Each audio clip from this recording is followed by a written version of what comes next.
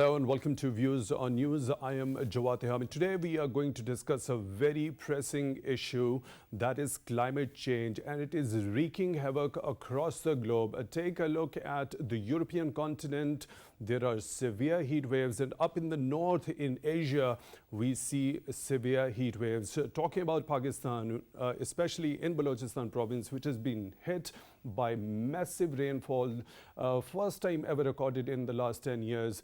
And then we talk about the floods, the subsequent floods in Balochistan. And then we take a look in Africa. It is the worst hit continent because of the drought. And talking about the United States of America and the American continent, they have been shifting weather and climatic patterns with intense and catastrophic events happening all the time. Talking about Oceania, we see in Australia, we saw bushfires, massive bushfires because of the heightened temperatures. So these sort of intense and catastrophic events happening around the globe depict that there are certain elements which are disturbed in the equilibrium, how actually nature is working. Because of this, the developing countries and the vulnerable communities in all the continents across the globe, they are being hit very hard, and they are paying the price not only economically but as well as socially, and their health is under threat as well. We'll talk about climate change in this particular episode with its specific impacts on Pakistan. But before going into the discussion, we'll play a report, and let's watch a report, and after that we'll go into the discussion. Okay, we'll show you the report afterwards, and let's jump straight into discussion. To talk about this burning issue, we are joined now in the studio by Muhammad Abdullah Deol, who is a water scientist. He is associated with UNESCO, and Dr. Shahid Zia, who is a water expert. Thank you, both of you gentlemen, for joining in at PTV World. So I'll begin the discussion with you, Mr. Deol. When we talk about climate change, global warming, and its impacts on the vulnerable communities in particular, and the developing communities in particular, so is this issue of climate change has more to do with the policymakers and the people sitting at the helm of affairs rather than with the general masses? First of all, thank you for having me. And secondly, I would like to say climate change is a real issue, but not everything is a climate change issue. For example, coronavirus and a normal flu has the same symptoms, but you have to be careful. If you're diagnosing wrong and you're treating a patient wrong, he's going to die. If he doesn't have COVID and you say, oh, he has a COVID, he probably just die mentally because you're going to put him in a quarantine. So what's happening in Pakistan is not definitely a climate change thing. It is to some extent, but not definitely. Tell me, if you don't have a flood hazard map from the past 75 years, we're seeing this in Balochistan, it happened in 2019, 2017, 1/3 of the country was underwater in 2009. Tell me, was it because of climate change? No. We just do not have enough storage to store that water. We do not have, in the 75 years history of Pakistan, there is no single flood risk management map. Where is it? I have worked in Germany, I have lived in the Netherlands, I have been to US, I have worked in Spain, where I have developed in my own hands those flood risk management maps, vulnerability maps, hazard maps, and they tell you for the next 100 years, for next 200 years, what's going to happen. But we don't have this strategy. We have a post-flooding strategy instead of before flooding. So that's what we do. For example, okay, we have a bit more rainfall. I would say if we look into the north, okay, there is the effects of climate change. But tell me one thing, I ask you, if you look at Islamabad, the old sectors starting from F5 till G11, why there is no flooding? And then we see this G15, G14, we see D12, E11, why it's flooded? You think in the same city with a distance of few kilometers, climate change hit differently? No, it's the hydrological plan. You have traveled in this city, right? And if you go across these big sectors in which we are right now, or the other ones, there's so much open green space. People are now sitting in the bed of the river. In Balochistan, we had no plants. You just open the barrage of Gudu barrage and you just let the water discharge in the Balochistan. Even I saw there's a housing society being built in Balochistan, and it's now being flooded, and it's very renowned. Why? Because they didn't do the mapping.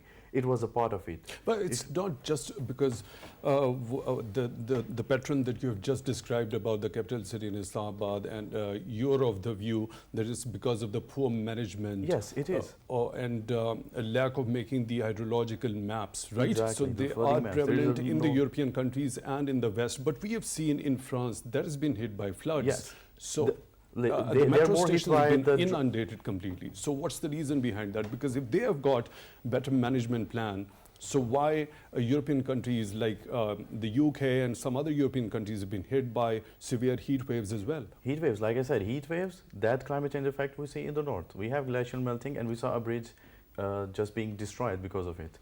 But we cannot put, in the start, I started my discussion with it, you cannot compare the both problems if they have the same symptoms, COVID and the normal flu. So this is the difference. In France, we have seen flooding, but this year we have seen a major heat wave, and forests are burning, and a lot of other things. But let me tell you one thing. When you study the subjects of flood risk management, the first thing it tells you, there are not 4 seasons, there are 5 seasons. Summer, winter, spring, autumn, and the flood. Flood has to come. If you look at the history, and if you go back, if you go to Germany, they have a rule of it. There's going to be no construction across the river for at least 500 meters on each side. So it makes like a radius of 1 kilometer. That space is for the ground. In the past, in our Himalayan regions, we have that open spaces where the water was coming and it was just settling down into the ground. For example, why do we have so many parks?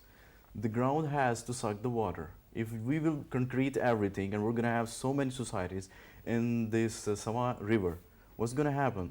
We are trying to fight with the water. Mr. Abdullah, we'll come back to this point, how basically water management can be planned in Pakistan. What my point is, the effects of climate change in Pakistan are real, but not as much as we'll come to this particular emphasizing on it. So, Dr. Zia, how much do you think this climate change and its impacts overall are a threat to the existence of humanity? No matter it is whether Asia, when we talk about whether it's Africa, because different sort of climatic events are taking place all the time.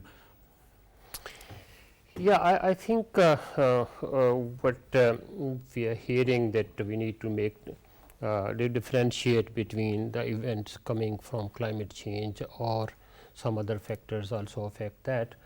I mean, water management or something, managing the flow or storages, or that is important, but we do see bigger changes than we used to see in 50s and 60s in different parts of the world, including Pakistan.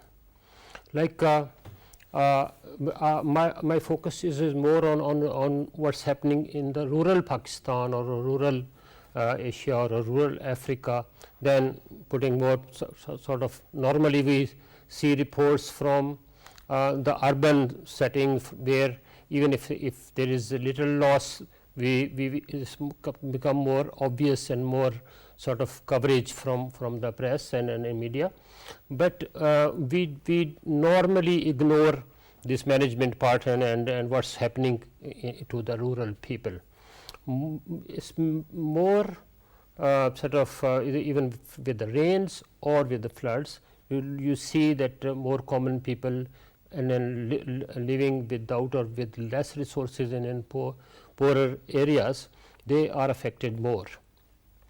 Like in Pakistan before the floods, so there were some rains that affected first our rice crop, our wheat crop, and now it is having a major impact on the cotton crop.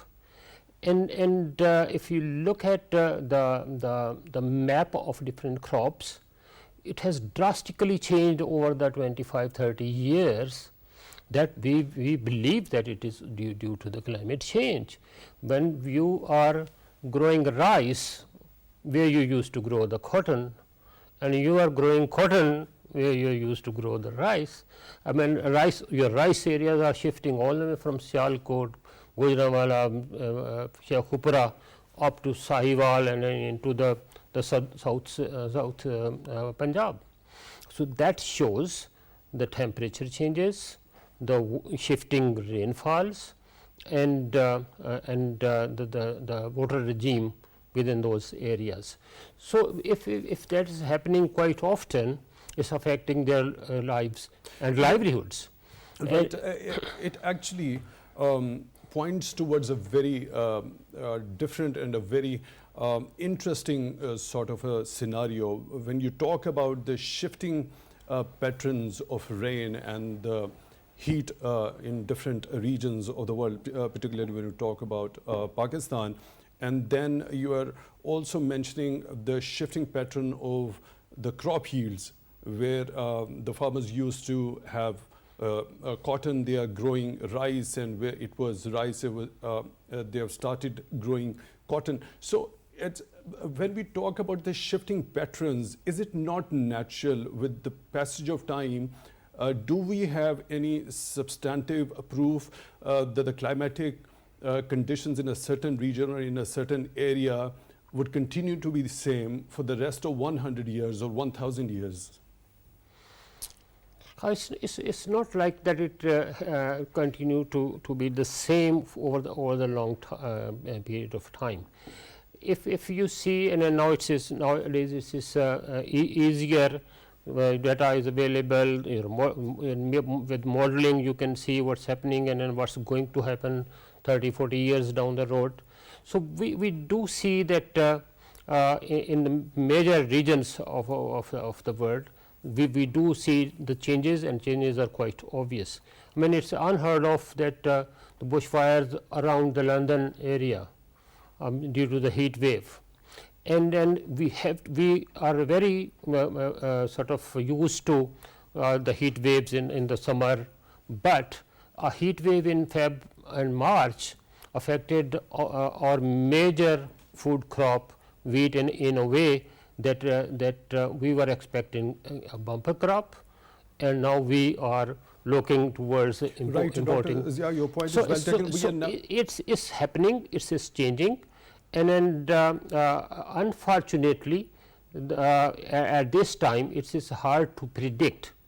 Normally the changes over time you can predict through modeling, but nowadays it's happening that in areas where you do not expect much rain, it's too much rain in a shorter period of time, and every country can have its own plans, but when the rain that you expect over the year, it comes in 1 week, it's hard to plan how to manage that water. That is quite an evidence of climatic change happening. Right. So that's happened in 2010 floods, that happened in 1992 floods. So when you get too much rain in 24-36 hours or in the areas from where all the water flows to our river systems. Okay, Dr. Zia, your point is well taken. We're now joined by another participant, Ms. Mome Saleem, who is an environmentalist. Ms. Saleem, thank you very much for your time at Views on News at PTV World. So when we talk about climate change, we see the rising trend of intense and catastrophic climatic events happening across the globe. How bigger is this climate change a threat to overall survival of humanity? Yeah, thank you very much, first of all, for inviting me, Jawad Sahab. So basically, yes, I mean, climate change is, I would, in order for our audience to kind of understand the magnitude of the problem, see, the pandemic that we just faced, COVID-19, that is much smaller of an issue than climate change. So in future, as Dr. Sahab was also saying, that you can predict and you can tell through scenario building as to how things will be. But I tell you for sure, the kind of disasters that we are facing, and every year the intensity is increasing, it is feared that in coming years we might have seasons of a sort where you have heat wave, for example, to a level where people might not be able to kind of go out and do their work, which is the basis of their livelihood. And we know that, we have a lot of labor class, and many of the developing countries have that. So they will really face the brunt.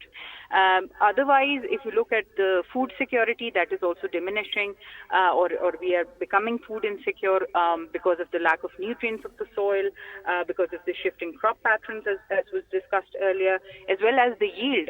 Right now, as we know, due to heat wave, we did not have the kind of mango yield that because we entered from winter to summers, right? So climate change is very unprecedented and unpredictable. Hence, we are unable to kind of cope with the kind of challenges it will pose, and it is posing. Given that we don't have, as a developing country, us and many other countries in the South do not have the kind of resources to mitigate or even to adapt to this.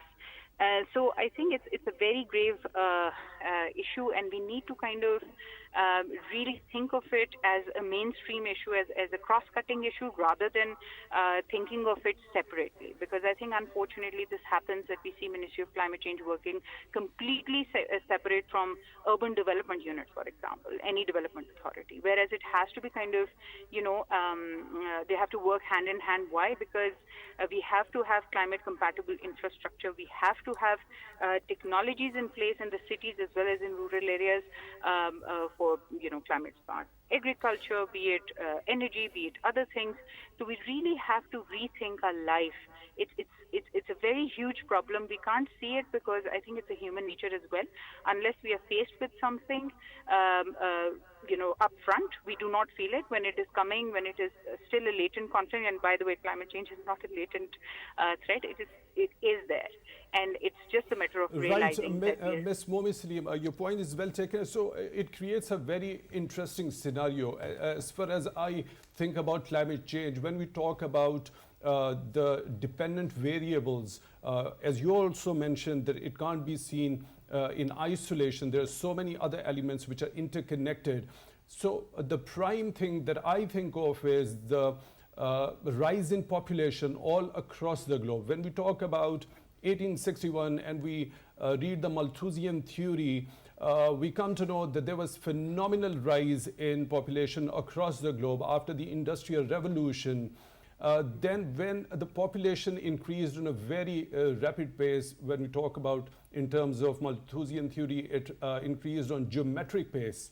But the resources were rising on arithmetic pace. So it became incumbent to grow more for feeding more people across the globe. And for that, means of production should have been enhanced. And after the Industrial Revolution, we saw dependency on fossil fuels, in particular coal.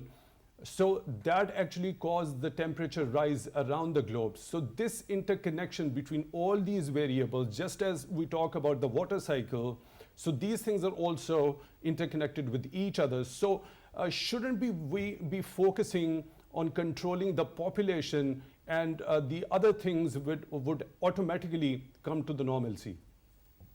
Well, I completely agree, because resources are limited, and we have already extracted enough resources, and we are not giving this earth enough time to recharge itself. Hence, we are facing the brunt of it. And of course, population is an important issue that needs to be discussed, and also there has to be an action on it to a level where we can, at times when in Pakistan you talk about it, it becomes controversial. But to be honest, if we keep on expanding the way we are, we have actually progressed from, I shouldn't use the word progress, but we were sixth largest in terms of population, and now we are fifth. So we really, and given our economic situation, given our social situation, given our environmental situation, I don't think we are on the right track. So we really need to concentrate, and we really need to think where we are headed, because of course it's just like you take family unit. Of course, if you do not have enough economic resources, you won't be able to feed everybody in the family. Same is the case with the country. If you have more people, how are you going to fulfill their needs given the limited resources that we have? And we do not even have have enough resources to extract new ones. And we are faced with this climate change issue, which on top is asking us to reduce our resource use and to go towards circular economy, to really, so how are we going to build the skill of 62% or 68%? Because they do not have, our education system is such where they're not getting enough soft as well as transferable and other skills that can help them, progress in their life or think about their life in a different way. So I think there has to be a holistic approach to it, and I think that the population question needs to be addressed, and also the concentration of population is an issue. And this brings me to the urban issue, because we are having this urbanization, highest urbanization in South Asia we have in Pakistan, and that's unfortunate because our urban areas are not providing the kind of facilities and the kind of opportunities for which people move from rural areas. So we are really heading towards chaos because we are leaving behind our agricultural lands, we are leaving behind our basic, livelihood patterns, and we are just shifting to something that we think is going to give us some kind of, is going to deliver, but it is not going to deliver because it's just a myth that, move to an urban area you're going to. So I think we really need to have a holistic policy of human capital development as well, which unfortunately we do not have, as well as on urbanization and urban development. And maybe I'm just transgressing from your population, topic, but just to say that even if we talk about floods, some of these floods are not only climate driven. Yes, they are, because sometimes in Pakistan we have at times too little water, too much water at some point in the year. But one of the biggest problems is also our lack of sustainable urban development. We know the kind of urban sprawl we have. We know the kind of illegal constructions that also adds to urban flooding, for example.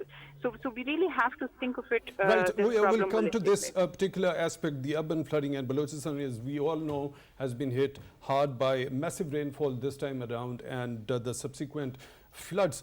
So, Mr. Deol, when you were also talking about... I wanted to talk something about what he said and what she said. Yeah, please, if I go can ahead. Talk about. Please go ahead. I agree with her. Like she said, we don't have the proper urbanization, and he was also talking about the crops and food.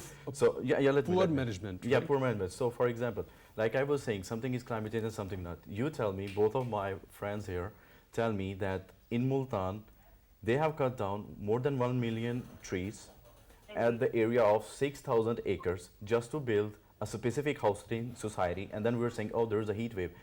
Does that mean climate change? No, it doesn't. Now there, from Tokarnias, it's not about a certain specific. No. I'm talking. No, listen. This is, last year we saw. There's urbanization in Lahore. Now there are societies where people used to have crops. Now we have societies. Because the population is increasing at a rapid pace. If population is increasing, we don't have to go in the agricultural land. There are some other lands where you go. Or, for example, what sort of lands? That's okay. That's a sticking point. Where do you settle the people? We are 22 crore people, right? Just 2 crore in Balochistan, and it's 44% of your area. Why don't you go there and build colonies? You can go to Dubai to party and to have fun and everything. Why can't you develop your own province, which is so enriched with minerals? You have the 6th largest gold mine. Why don't you just set up something there and people just start extracting? Why are you saying you don't have a plan? Perhaps you just can't have that kind of agriculture over there in a province which is rich in don't do minerals, because agriculture. Put the population there. Put the population there. I'm not asking you to put the agriculture. I'm not telling you for the agriculture. I'm not asking. I would tend to disagree over here. Okay. If you go in the rugged terrain of Balochistan, as difficult I as am it asking is, about to so build the housing societies there. Means of production there. Rather, not it would about be more possible. I have to say something. If you've got a rugged terrain, how can you grow crops? I'm not talking about crops, I'm talking about the population there. Have to have means of because both of you are talking about agriculture, and I feel that we're building. I have spent more time people with the farmers. You think people? No. Yes, I think it's not. One more thing I want to say. In Netherlands, they grow tomatoes in just 1 week. Please. I was talking about you asked me, you disagree with me. Let's see what we can do and what we can. I think I have the right to talk about it. You are. You are. I think I have the right to talk about Mr. Abdullah, go ahead, please. If we're going to put so much fertilizers in the land, of course, there's yield and production is not going to be the same, and crops will not be there. And we're still growing rice with this much of water. In the Netherlands, you have just 6 inches of the water. If you're not going towards the latest cutting edge technology, what's going to happen? Do you know the plant of tomato is 46 feet in the Netherlands, and it grows 70 kilos per meter square, and in Pakistan we just grow about 7 kilos. Step by step. If we are not using the latest cutting edge technologies for the agriculture, of course, forestry, there are certain measures which can be taken, but when we talk about settling people in a certain, for example, a housing society, okay, so when the population is growing at a very rapid pace, so there have to be certain elements for the economic activity to be generated, enough crop yield in order to feed that population. It's not about the land which is vacant, you just go over there and build a colony. What do you say, Dr. Zia, about it? I think this is a good point that we need to be very careful about our housing societies, where we need to put that. We need to have a plan. We should not be cutting too much sort of plantation wherever it is we have already have. And then I am also of the view that there should be a national plan where to house our growing population. There are so much areas where we do not have much agricultural potential, and instead of putting new housing societies on those, we keep expanding around the big cities, prime agricultural land going under the industry and under the housing. That is fine, but I mean, cutting off of forests, off of mango gardens in Multan will add it to the problem, but I mean, UK didn't cut that much sort of trees. They are facing, they are also having the heat waves. It's a global phenomena. Micro level changes will sort of contribute to that, but will not be having major impact at the micro level. If everyone has a flu, it doesn't mean everyone has COVID. No. What I mean to say is, that the North used to tell us that it is the problem of the South. They are cutting trees, they are burning trees for cooking, and then so much and so. And it is not the problem of the North. And the industrial agriculture is contributing more towards the climate change than the agriculture in the South. It is helping in sinking carbon. They are sort of releasing more carbon and methane. So they were little slower to react to the climate change, because they were pushing the South towards more mitigation and adaptation. So what we need to do is that we need to have our own house in order. We need to have good plans for the housing, for agriculture, putting agricultural land to other uses. It has to be planned. When we talk about Pakistan in particular, the risk of climate change and its impacts because of the wrongdoing of certain countries in the region, whose industry had been dependent more on fossil fuels and coal. So Pakistan, being the least emitter in the world, yet remains to be among the top countries which might be affected in the worst way by the climate change. So even if we put our house in order, how can we not be at risk because of the wrongdoings of the other countries which are here in the region? I think it's a global problem and it requires a global effort. Many big countries, important countries fail to understand that. They didn't join the climate change sort of different forums and then was trying to push back. Rather, they were in a position to contribute significantly towards the solution. But even then, every country will have to make its own sort of plans how to adapt to the changing situation, and whatever they can contribute towards mitigation that they should. Unless that is very important. The adaptability. My first question on this particular issue was, so when we talk about science in terms of seasonal changes we see, they're transitory, right? So there are 4 or 5 seasons every year around the globe. When we talk in terms of climatic events, daytime duration happens to be much bigger on a scale as compared to the seasonal shifts. So when we talk in terms of geological time scale, that is even bigger. So we talk about billions and millions of years. So when talking specifically about the climatic events changing, we talk about the change in terms of the natural changes, or are these just because of the human intervention? That's what I want to ask. Does science say that this shift is natural, or is it because of the human intervention? I think now the science is very clear on that unsustainable production, whether it's industrial or agricultural, contributed a lot in this climate change process.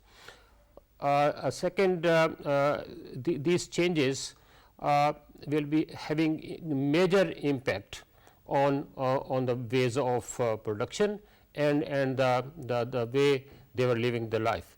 Like if the Europe after these heat waves, they are rushing towards more air conditioning.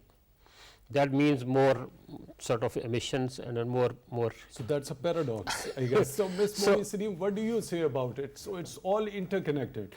As Dr. Ziad just mentioned, we have seen severe heat waves in Europe, and now they are going for air conditioning. Ultimately, it will increase the carbon emissions. So isn't it a sort of a paradoxical situation? Are you asking me? Sorry, I didn't hear it. Yeah, Ms. Mome, Saleem, please go ahead. First and foremost, I mean, I would like to say that to your question, your previous question, yes, climate change is a natural process, but humans have exacerbated it. In 1800s, we kind of, due to our industrial revolution and due to our emissions, we have been kind of, really increasing that. But at the same time, and I mean, with European changes in European society and the way they are now living, than earlier, they didn't have air conditioners, didn't have infrastructure for keeping themselves, for regulating temperature, but now they do, except for being warm. I think this was eventually, it had to happen, but maybe millions of years or a lot of years after. It is now quick. It is happening there. But as I said earlier as well, climate change is unprecedented and unpredictable. So nobody expected in 2010 that we are going to have a heat wave in Europe. Everybody thought, I remember I was in London and I was attending this foresight report, which was on climate migration. And literally at the panel, I remember one of the authors said, we can, Europeans can have sigh of relief that we will not be having, immigrants coming from south to this side because they'll be trapped because of poverty. They might not be able to kind of, cross the borders and so on and so forth. Now, nobody expected that, the North always thought that the South will face it first, and then there'll be a gradual change, and we will eventually go towards that. But that is not happening anymore. And I think even if and of course in South also there's no good news because we already have, we earlier even used to have, we have warm climate as such, but the thing is that in future, if we don't have enough of, youth training or enough of people being trained to cope with this challenge, I think we will be faced with a lot of other challenges as well, because now what we need to do is really think about innovation by investing in our human capital. Because we cannot just look up to Europe or West to give us technology or to provide us some kind of solution. I beg your pardon for the interjection. When we talk about the rotation of planet Earth, there would definitely be a lot of degrees variation over the decades and centuries. When we talk about the tectonic plates shifting, they are continuously moving at a rapid pace. Let's talk about the Indian plate at which our beloved country is situated. It is moving at the pace of 1 centimeter per year.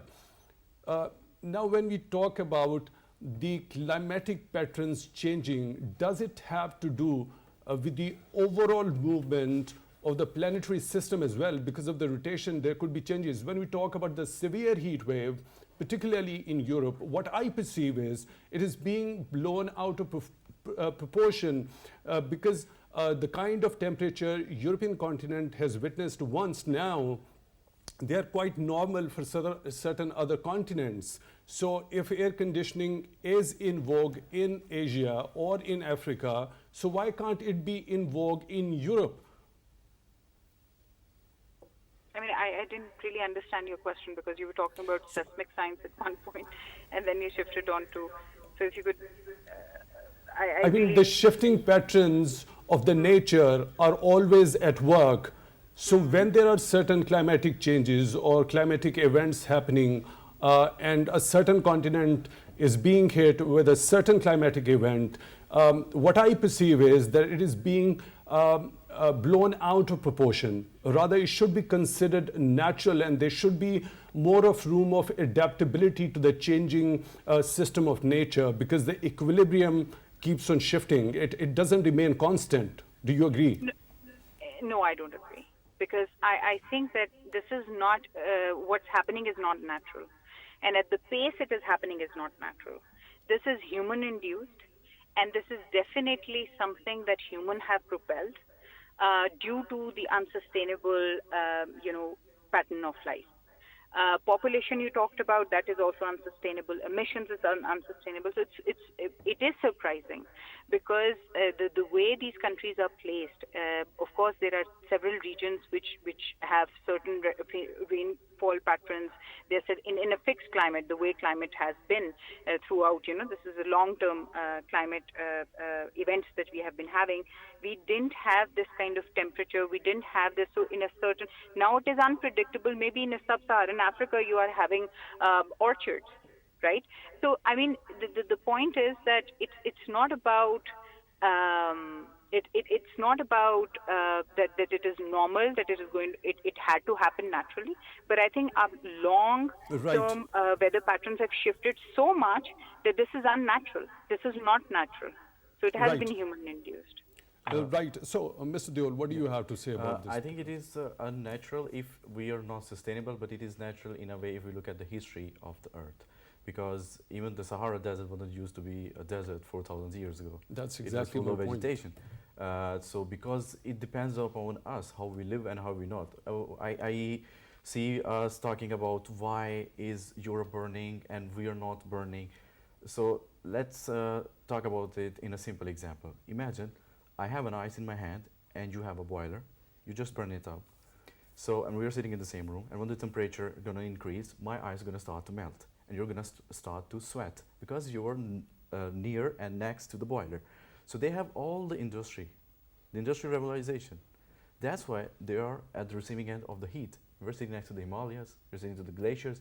There are more than 7,000 known glaciers in Pakistan, the most number of glaciers in any country on the planet outside the polar region. So when we talk about that they are melting at a very rapid pace, is that true? Because kind of the monsoon cycle we've got, I think they would be refilled and the water cycle will continue to, play its part. Actually, they are rapidly, of course, melting. Like I said, if we look at the north, we see the climate change is affecting us because of the other actions, like you were saying. But if we look here, this is because of our actions. For example, if we have a concrete here, we have a society or a house, the concrete has those carbon dioxide emissions and they create heat bubbles. If we don't have enough trees in the city and we have more concrete, so we will feel heat and climate change effect. This is in our hands. So in the plantation drive could be one of those. The plantation drive could be one of those. Measures. The billion tree tsunami could be one of those, and we can have how much. Prime Minister Shahbaz Sharif has also urged people to go for plantation drive during this monsoon. That's great. So I think this is natural. If you look at the history of it, we used to have like dinosaurs and ice age. Even Pakistan used to be part of Arabian Sea, and the New Zealand, they just found out it's another continent, Zealander, but most of part of it is under the sea. But it depends upon us. If we want to slow down the process, let's slow down our carbon dioxide emissions. If we cannot do that, then I think because of our unnatural way of living. So what are those 2-3 big measures that can be instantly taken by the authorities in specific, when we talk about Pakistan? I think first of all, if we talk about the basic thing that we are missing is our this risk evaluation plans, mitigations plans. There are different models that can tell you about the glacial melting. Let's have those. They will tell us. They will tell us if not 100%, at least 50%. If not 50%, maybe 40. Even if they tell us 1%, I think we're saving something. But of course, they tell you about 60, 70%. It's like a weather station. It tells you tomorrow is going to rain. And I think 7 times out of 10, it does rain tomorrow, right?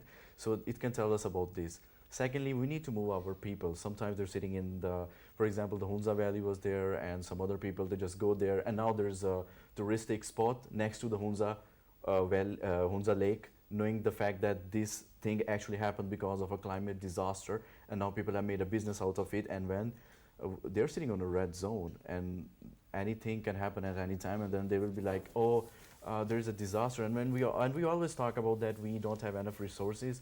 I mean, we just announced more than 1 billion rupees for this reconstruction of the entire province. Why don't we put this money before? And we don't have to. That's very important. Yes, what do you say, Dr. Zia, about this? So, what could be those 2-3 big measures that could be instantly taken by Pakistan? I think one that we have to educate our masses, particularly the youth. So what does and they have more sort of they need to be more concerned about it.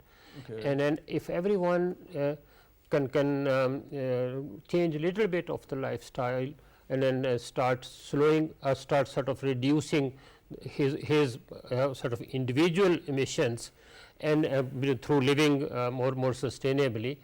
And I think in every area, including urban and rural, agriculture and non-agriculture, planting trees. As Mr. Deol mentioned, I think it has more to do with the policy makers and the people sitting at the helm of affairs, because it's about the implementation of the policies and proper management. There seems to be a huge gap between what people ought to do and what actually the policy makers need to do. Individual actions can contribute, but it's a slow process. When we have a proper policy environment that attracts, that uses both carrots and sticks, so that people can go with that policy change, adopt it, or if we do not see that that sort of thinking of sustainable living or sustainable development in our policy making processes, or the policy makers who are kind of setting the directions, then it will. There could be the implementation of or introduction of innovative agricultural techniques as well. Exactly. Agricultural techniques and better water management. I think the whole global community should be thankful to the Pakistan for going for a big drive for 10 billion trees. They should have been it should have been recognized all over, on all sort of platforms. If you're going to have a typewriter in the era of printer, you're going to just fight. Right. Second, on agriculture, luckily some our traditional techniques of farming are better, considered better, because they are carbon sinking, not right. Ms. Mome, Saleem, do you agree? So what 2-3 big measures authorities in Pakistan can introduce and implement in order to manage properly the things over here?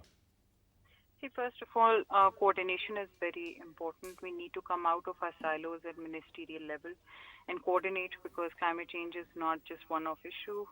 It has to be coordinated across board. Secondly, of course, we need to educate our communities to change their lifestyle, but more so in order for young people, because we have an opportunity in the shape of 68% young people, or some people say 62%, whatever the number. We have an opportunity, and we can lead the way, global way rather, I would say, to innovate and to come up with new innovation and new ways because the old ways are not working. They are resulting into climate change. So we have to come up with new ways. And hence it is important to invest in universities, it is important to invest in young people, because Dr. Saab is here, he knows that I curated this Green Youth movement, and now it is operational in 137 public universities, and through that we are giving small grants to young people to innovate on 5 thematic areas of environment, agriculture, so on and so forth. And I think the third thing is actually, inculcating habit among people towards conservation, really boosting circular economy, because circular economy really teaches you to reduce your consumption patterns and also gives you this sustainable way of living, and that's very important at industrial level as well as at local level. Fashion industry, food industry, all of this, they need to actually adopt a slower or they need to kind of really, businesses need to kind of propagate. And Right, another right. thing I just wanted to add is public-private partnership is very important.